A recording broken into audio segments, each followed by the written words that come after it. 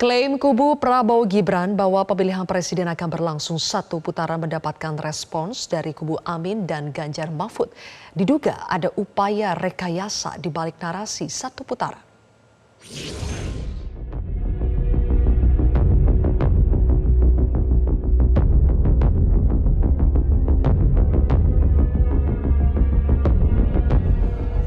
Calon Presiden nomor urut 1 Anies Baswedan mencurigai adanya rekayasa dalam pemilihan presiden 2024. Pernyataan Anies ini untuk merespons klaim satu putaran pilpres untuk kemenangan pasangan Prabowo Subianto Gibran Rakabuming Raka.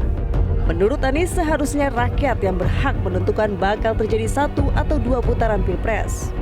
Pasalnya keputusan hasil pemilu ada di tangan rakyat, bukan di tangan elit partai politik.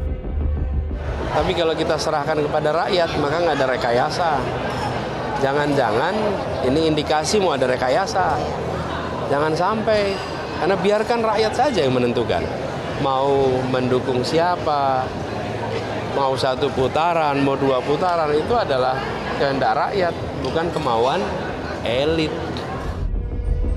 Sebelumnya tim kampanye nasional Prabowo Gibran terus mengulang narasi pilpres hanya perlu satu putaran. Menurut data TKN, rakyat menyukai satu putaran, selain itu anggaran negara pun lebih hemat. Kami belum mempunyai angan-angan dua putaran karena kami punya keyakinan pemilu ini hanya selesai satu putaran. Tanggal 14 Februari itu insya Allah sudah selesai. Kenapa saya keyakinan seperti itu? Pertama karena masyarakat sesungguhnya juga menghendaki satu putaran. Narasi satu putaran mendapatkan respons partai pendukung Ganjar Mahfud. Sekjen PDI Perjuangan Hasto Kristianto mengatakan kelompok yang bisa memenangkan satu putaran harus bekerja ke bawah dan tidak melakukan intimidasi dan kecurangan. Tetapi kalau kita lihat, akhir-akhir ini kan muncul banyak intimidasi. Ada aparatur negara yang seharusnya netral, dan kemudian ternyata tidak netral. Muncul rekaman-rekaman yang menunjukkan tidak netralitasnya para aparatur, baik dari oknum-oknum TNI, Polri, Kejaksaan. Itu kan sangat disayangkan. Nanti bukti-bukti yang akan disampaikan di dalam gugatan kepada Bawaslu. Ya, contoh terakhir, kepala desa selain diintimidasi juga mereka kumpulkan. Soal isu kepala desa dikumpulkan yang disebut Hasto diduga terkait temuan Bawaslu Ambon terhadap kampanye Gibran Rakabuming Raka di Ambon 8 Januari 2024, Bawaslu Ambon menemukan 30 tamu dari 100 orang yang diundang adalah kepala desa. Yang hadir di situ berdasarkan data yang kami miliki, sekitaran kurang lebih 30 orang yang hadir di situ.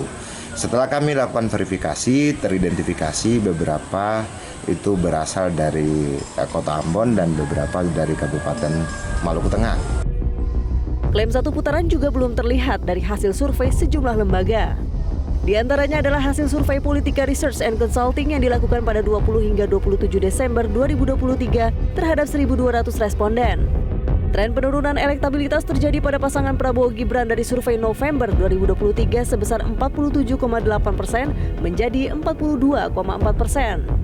Survei dari lembaga survei Center for Strategy and International Studies atau CSIS menunjukkan elektabilitas paslon Capres-Cawapres nomor urut 1 Anies Baswedan Muhaimin Iskandar naik ke peringkat kedua dengan angka 26,1%, menjauhi Ganjar Mahfud 19,4%. Sementara pasangan Prabowo Gibran berada di atas Anies Muhaimin. Tim Liputan Metro TV.